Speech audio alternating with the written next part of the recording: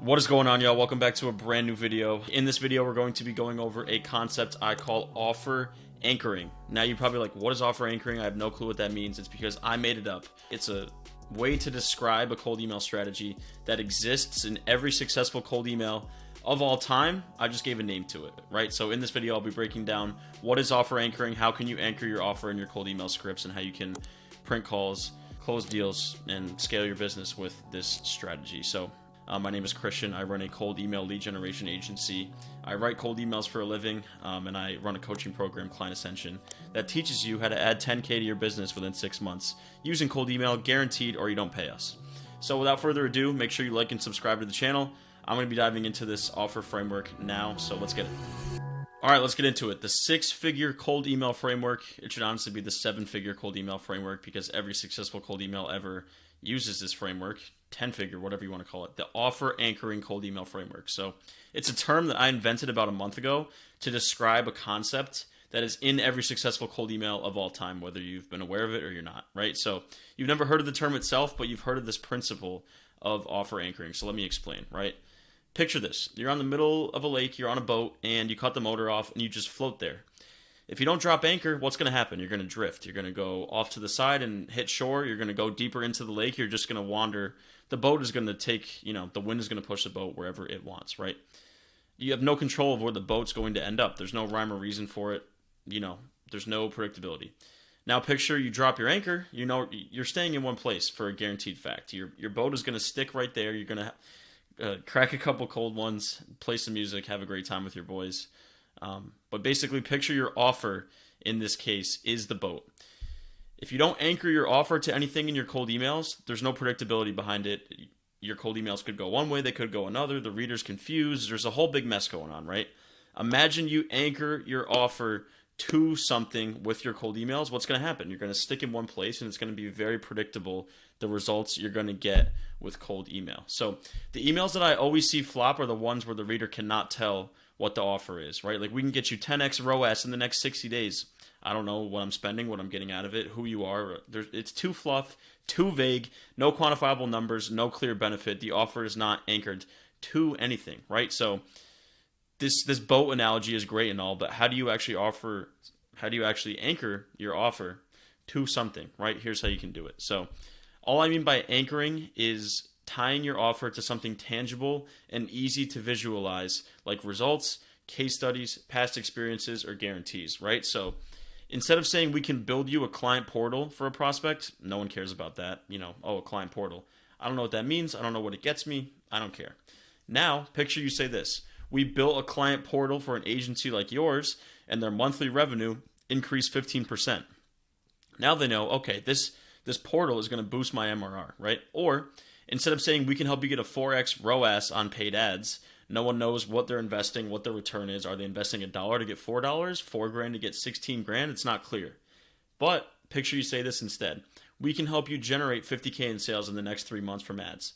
Now you know exactly what you're going to get, 50K in the next 3 months from ads. So in both of these bolded examples up here, the offer is anchored to something tangible. For the client portal, it's anchored to a 15% MRR boost as a case study for a similar agency. And for the paid ads offer, it's anchored to that 50K in sales benefit. You see how this works? If you don't anchor the client portal to something like case studies, quantifiable results, no one cares. But the second you anchor it to revenue, decreased churn, increased client retention, people care. It's anchored to something. Same thing with the paid ads one. 4x ROAS, it's not anchored to anything. No one knows the numerical outcome. No one knows how much revenue they're going to generate from a 4x ROAS. Like, my return on what? My gain on what? I don't understand. If you just say 50K in sales and you anchor your offer to that benefit, now someone can visualize 50K in sales and what that's going to do for their business, right? So once prospects can visualize the value, MRR boost, sales, they'll care about what you actually have to offer that brings that value. Client portals, paid ads, right? So offer, client portals, paid ads, anchors, MRR boost, sales. Hopefully this makes sense. So there's 3 really main ways that you can anchor your offer in a cold email. And from my experience doing this, it comes down to 3 things, right? Case studies, past experience, benefits or guarantees. So real quick disclaimer, You don't get to choose which one you want to anchor your offer to, right? You don't get to sit there and say, oh, I think it'd be cool to anchor my offer to a case study, and you don't have any case studies. Or, oh, I would really think it'd be cool to anchor my offer to a guarantee, and you don't have a guarantee. This isn't a choice. Like, this isn't you're going shopping in a candy store and you get to pick whatever you want. Watch the rest of this video, see which of these 3 anchors is most applicable to your situation, and then choose, right? If you are like the CEO of Amazon with a crazy guarantee and you previously worked at Google, you check all 3 boxes and you have the luxury of choosing.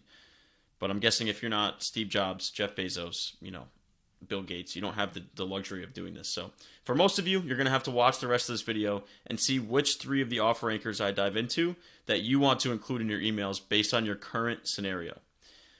For example, if you're a brand new business owner, you just started your agency, you're going to have to use a fire guarantee as your anchor, so use that. If you're a new business owner but you just left the CFO role at a huge company, use the past experience as your anchor. If you're a seasoned vet and you have case studies with every good or top brand in the e-com space, use those case studies as your anchor. You see what I'm saying? This isn't a choice. It's what situation are you in, which anchor is going to benefit you the most and is most relevant to your situation, and use that. So let's break each one down one by one. So case studies, right? Anchoring works especially well if you have really strong case studies or whale clients.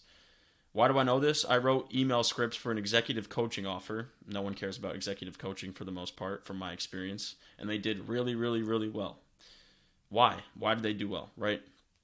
They had case studies with Fortune 500 companies about how their executive coaching helped their employees and their sales team produce more, become happier and more satisfied in their roles, buy into the company vision, right? So the Fortune 500 case studies were the anchor to the executive coaching offer, and the case studies had very quantifiable results, like having their best year as a sales team so far as a business, or, their most, I don't want to say productivity, sales is the perfect example. The executive coaching offer led this company's sales team to having their best year in business. That's a really quantifiable result for kind of a vague offer of executive coaching, right? Imagine I anchored the offer to higher satisfaction, more productivity. The campaigns wouldn't have done as well because no one at a Fortune 500 or a large company wakes up and says, I want my employees to be more satisfied and more productive. They just don't. And if you're saying, well, they do. Yeah, they do. They wake up and say, I want my employees to be satisfied and more productive so that they have record sales years and help me scale my company. You see the difference there? No one wants, as sad as it is to say, no CEO wakes up and inherently loses sleep over their employees becoming more productive and being more satisfied.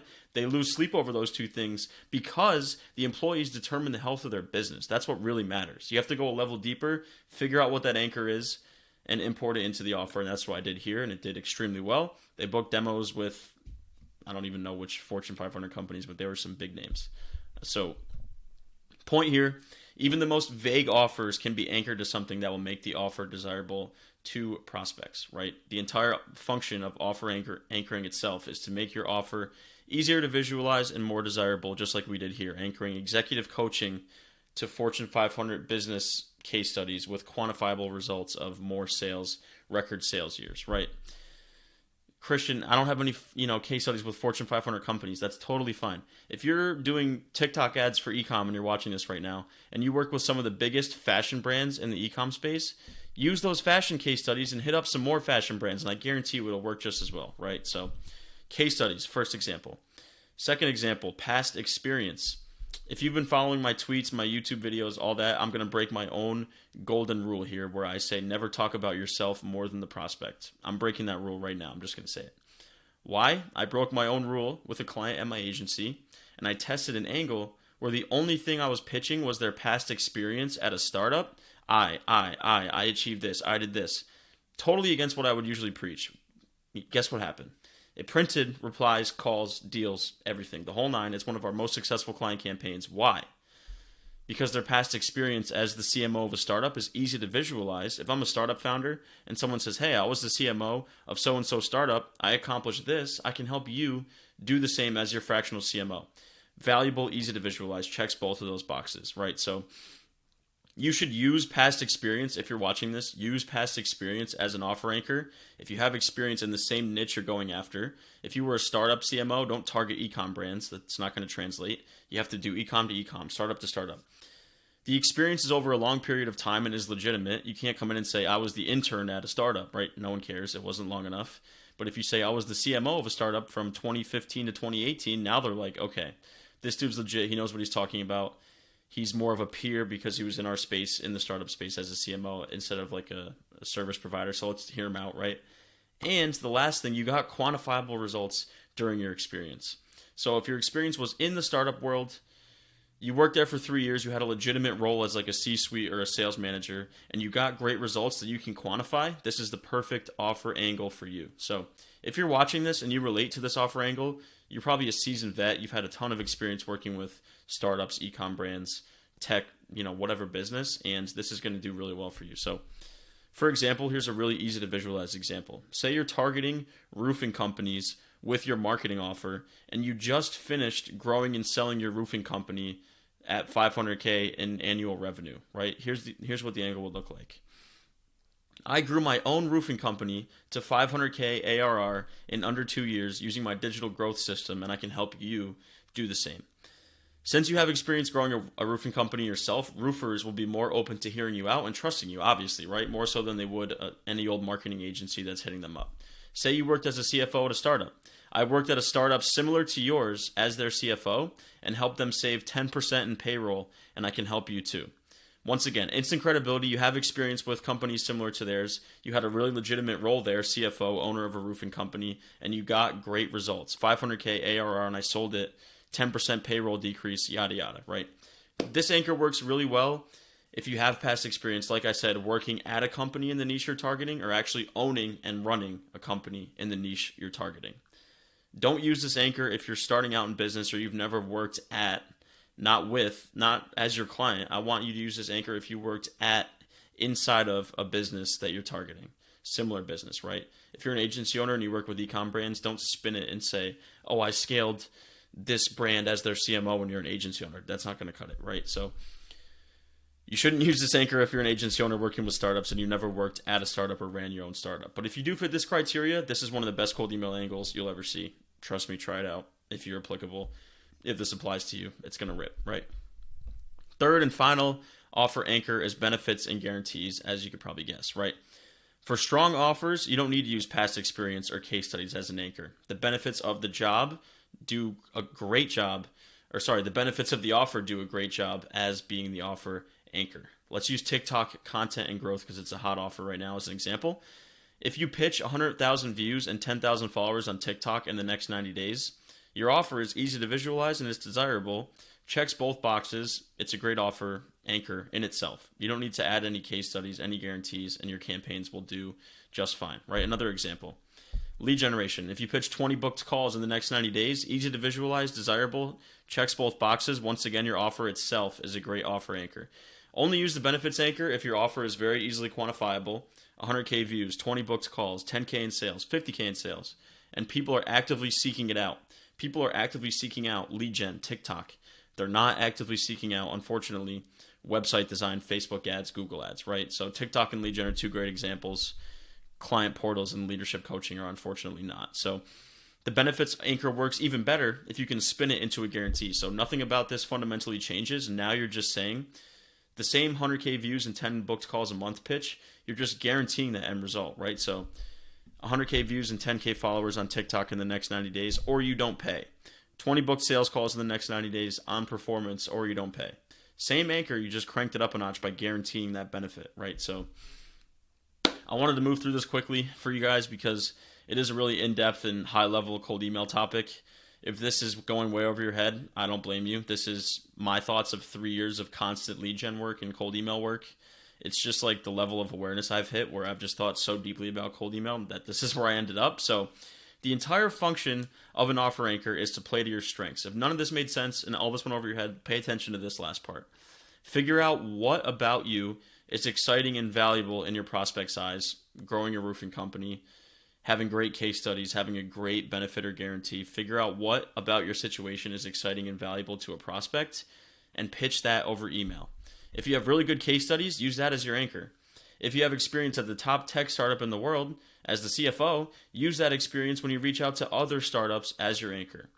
If you have a really strong offer and maybe you have a guarantee involved, use that offer as your anchor, right? There's so many different ways to anchor your offer to something, but you have to figure out what is the strongest anchor based on your situation, right? So the whole point of this exercise is to make your offer valuable, relevant, and intriguing enough to book a call with you to learn more, for a prospect to book a call with you rather.